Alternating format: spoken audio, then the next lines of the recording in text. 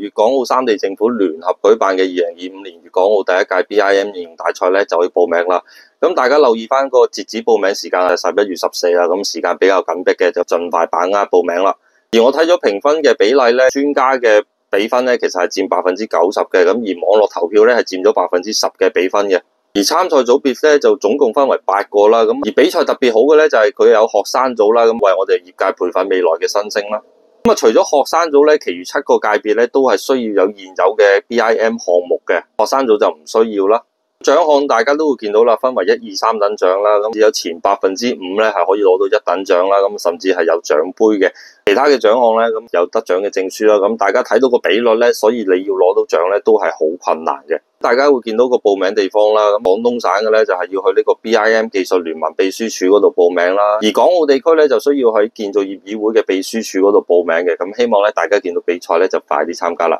咁大家介紹咁多，拜拜。